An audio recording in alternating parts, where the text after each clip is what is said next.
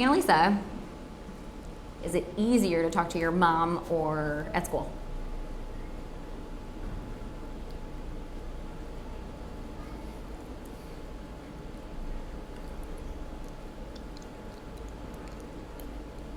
Or it's the same? You see this fear overcome her. She's not talking to anybody in school. It's affected her whole life. It's been very difficult.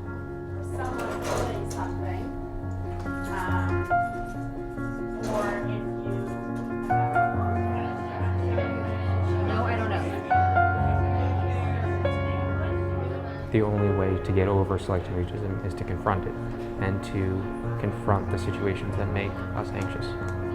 Thinking about one show. Part of you's telling yourself to go and do it, but then part of you saying you can't.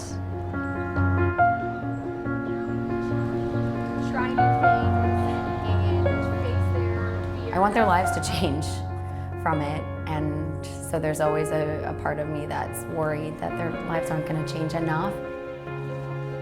I feel like this week is make or break it. We need this right now, and we need it to be successful.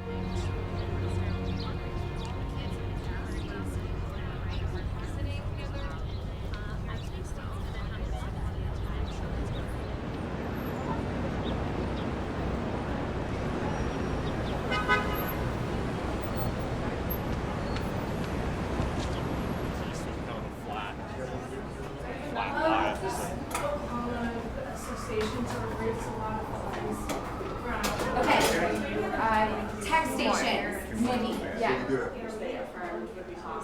Welcome to WeSpeak. All of you guys are here because in one way or another, anxiety is impacting your life. Selective mutism is an anxiety disorder where kids have difficulty talking in certain situations. So they look like normal kids at home, and when they are in a state of anxiety, then they just kind of shut down and freeze and are unable to respond. A lot of them actually can't even ask to go to the bathroom. And so I've seen actually older kids who have had accidents in school. So for a shy kid, they're slow to warm up, but this is not the case with kids with SM. And in fact, it's actually the opposite. So for kids with SM, the longer that they go without talking, then the harder it is to start talking. We gotta work for our prizes. Annalisa is very funny. I wish people could see that, you know. I can feel my goal. Mommy's recording. Please let her record. She is at home a typical teenager, but then when she leaves the house, everything changes. Is your name Annalisa, Lexi, or Shelley? There's a physical transformation that comes about. It's so difficult to watch, you know, because you see this like fear overcome her, and you know that they want to be invisible. This way, is it easier to talk to your mom or at school? She has had selective mutism basically her whole life. Diagnosed at the age of 5. I went home and Googled it and then cried because I realized, you know, that she was different and that this wasn't just shyness. And it's affected her whole life. It's been very difficult. I'm hoping that she'll be able to lead a normal life, you know, get married, have children, have a job, go to college. But a lot of that hangs in the balance of will she be able to talk? Do we conquer anxiety by doing the thing that makes us anxious? The cause of selective mutism is kind of a combination of environment and genetics. There's often one or both parents who also have a history of anxiety. And parents, they'll kind of jump in and either answer for the child, or they might say, oh, it's okay, honey, you don't need to answer. And so through that process, the child is actually learning to avoid the situations that make them anxious. until it really becomes kind of an ingrained pattern. I like tennis or soccer better. That was awesome. What is your name? Okay, can we try saying it a little bit louder? Brianna. Okay, and where do you live?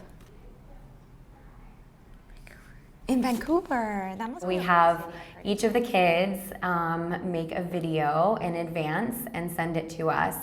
For many of them, you wouldn't even know that they had selective mutism on the video. Hi, I'm Brianna.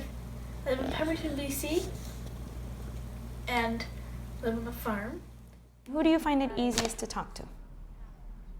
Your parents? Mm-hmm. With at home with us, she's quite outgoing and like I say, very chatty. I guess the age of 3 really was the sort of a pivotal moment. We just thought it was a typical case of her being shy. Do you like homework plan? Well, it depends.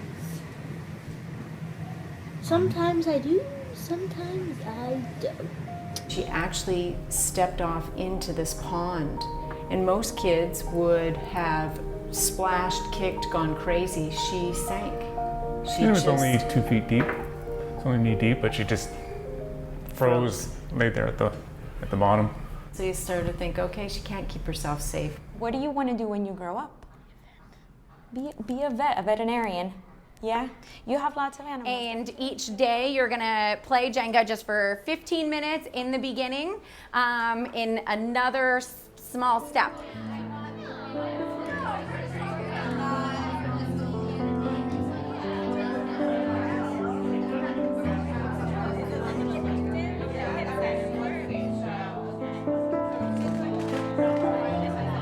So on video games, you guys can tell your parents, excuse me, I'm just trying to learn problem-solving skills here. James talks to me and his dad and his brother and my parents, and that's really it. No one at school. Nobody at school. Me too. I'm getting my tea out. Let's jump out. It's very hard. You have points where you feel angry because you don't know how to help them, and when there is no help out there and no one knows what to do, and the teachers think he's just defiant and just doesn't want to speak, and you know it's not true. That's right, Scarlett. I feel like this week is make or break it. I mean, I don't want to say our last chance because I would hate to say that, but I really do think we need this right now, and we need it to be successful. And Chelsea is going to ask you the question as yes or no. Make sense to you? Hand down? Yes. Yeah. Beautiful. Okay. Every kid's presentation is completely different.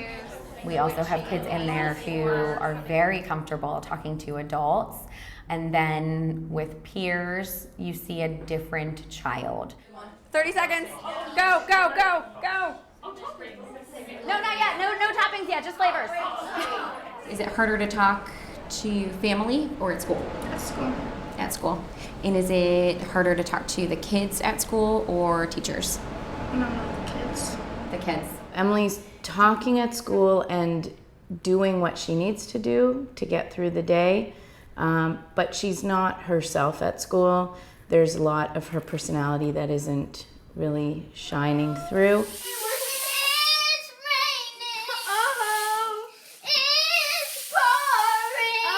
She's only doing the bare minimum, so she answers questions if people ask her.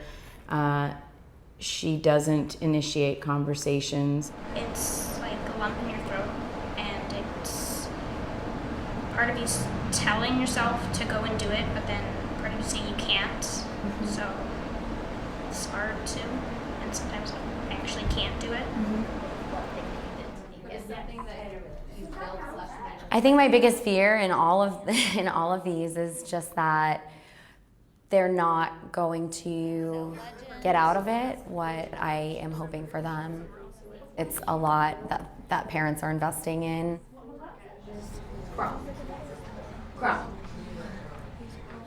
I want their lives to change.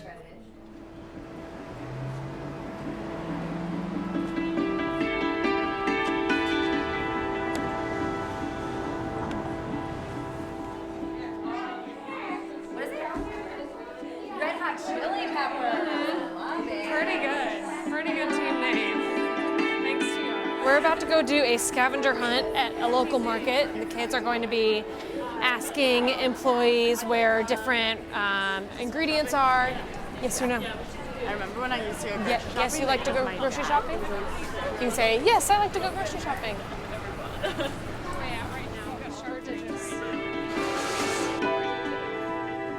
It can be really hard for these kids to just do a normal thing like going into a grocery store because it's an unexpected place.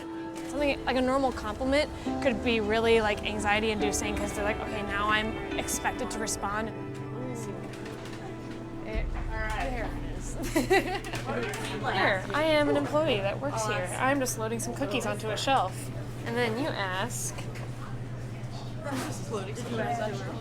where are the jalapenos? Awesome job.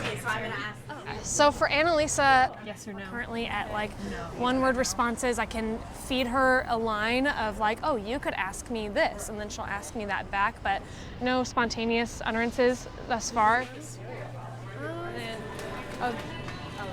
I had SM when I was a kid. I really relate to these kids on so many levels, so it's hard for me sometimes to push them too far because I know exactly how they're feeling. You can ask the question here. Where's the jalapenos? Jalapenos is in the produce. In the produce aisle, awesome. Great job asking. That was so awesome and clear. Thank you very much. Was it harder or easier to ask the question to the clerk or to practice with me?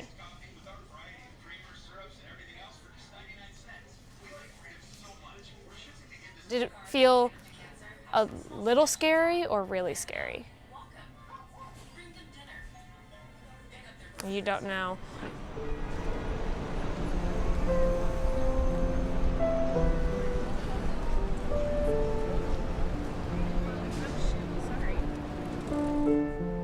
It is a challenge to accept medicine because you think somebody isn't doing what they should be doing. Meeting parents that also are dealing with selective mutism has been almost like life-changing for me. It's just great to hear other people say that these are the same struggles. I mean, their child can't get up to go to the bathroom, or their child does this or that James does. It makes you feel better to hear that you're not crazy. They may not know how to ask them about effects and side effects. Well, that's really what treatment is about practicing things that make us anxious. But really, the kids at this stage, they don't really know why they're scared of talking to other people. I couldn't tell you what I was afraid of when I was 5, and I think most of these kids don't really know either. The only way to get over selective mutism is to confront it, and to confront the situations that make us anxious. What I said was either sit down, sometimes I advise parents to write letters to their kids because you don't have to deal with the interpersonal stuff right then and there. They can read it and reread it, and they don't have to. People say, what's the research or evidence for this? We're not quite there to be able to say, you can take it to the bank, this is going to work.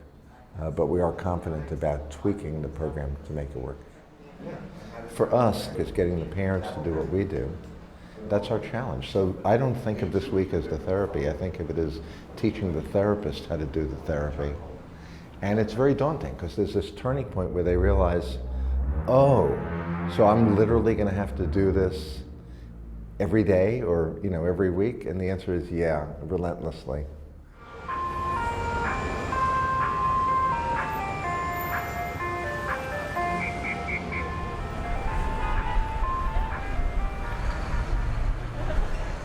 This afternoon, our group is going to Battery Park, so all the kids will be communicating with each other and with someone else out in the community. So this should be exciting. If you say to him, shall we ask? Then he'll probably say no. So just say, let's ask. What is it? Just start it off. Just start it off. Yeah. As a mom, to see James struggling it's hard. I mean, it's very stressful and produces great anxiety in me because you're watching this child who I know can talk and I know he wants to talk and he just can't get it out. I've asked him before, where are your words? Why can't you get your words out? And he'll say, they're stuck in my head. I can't get it out. When his words get stuck in his head, my anxiety level really does increase, and I just feel like I want to grab him and hug him and make it all better. 1, 2, 3. Great job. Do you ever worry that it's too much? The treatment for anxious kids is in putting them in situations that make them anxious and actually facing their fears. We need them to actually experience the anxiety in these situations and get through it for them to see that they can. What is it? Statue of Liberty, yeah. Hi, we've got a question. We're looking for South Street Seaport.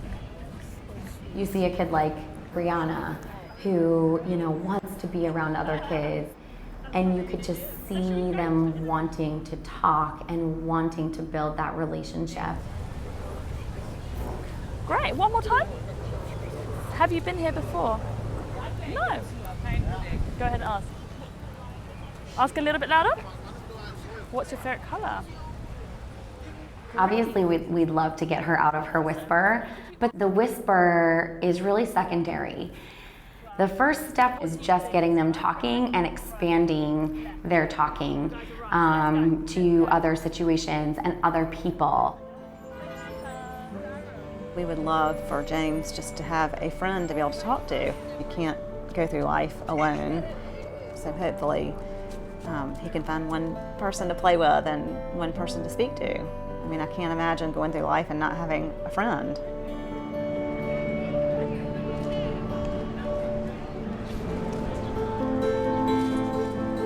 Try to do, I make a statement, you guys say or ask something back to me, and then back to you. So a lot of these kids just really can't have a simple conversation with another peer, and so the last couple of days is going to be a lot of work around that.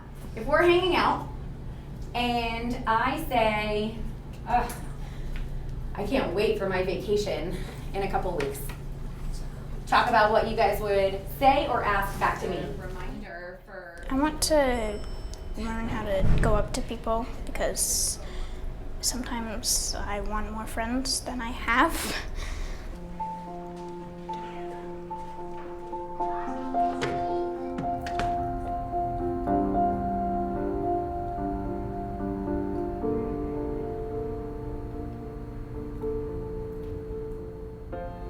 I prefer to outside because it's more peaceful.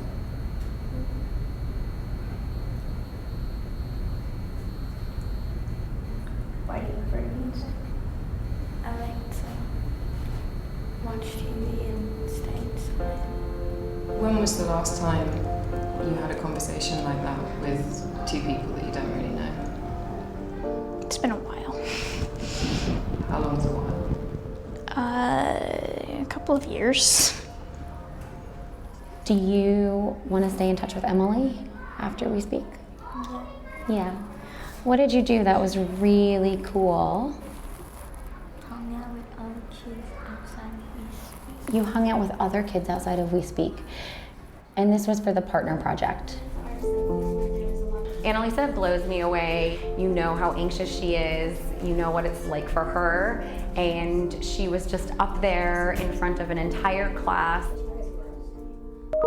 Did you guys go to the museum with your parents or without your parents? Without your parents. Did you guys talk in the museum or were you silent? We talked about the flavors on the Highline. We then talked about what flavors we got, things we liked at the flea market. Everyone could hear her and she answered everyone's questions.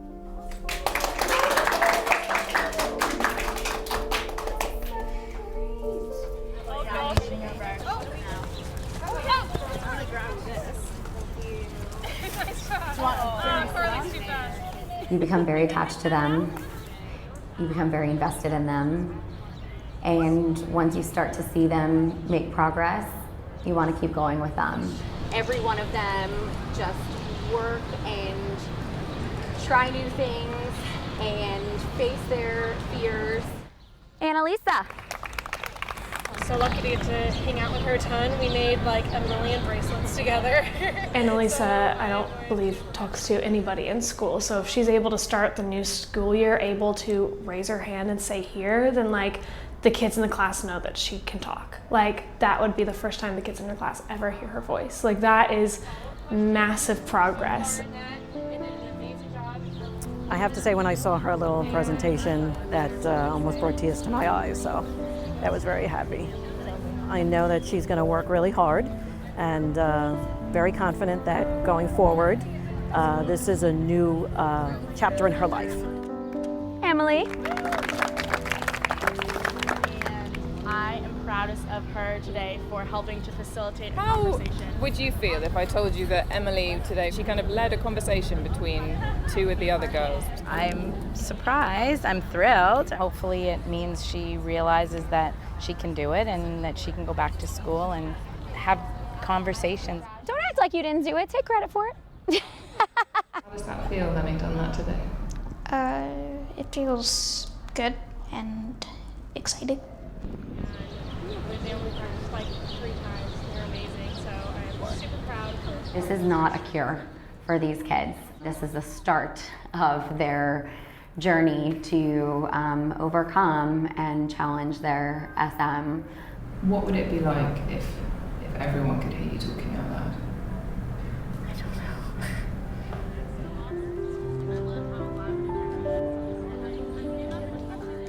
I think she'll probably start by texting, which is great. She's never done that either. Seems minor, but it's a big deal.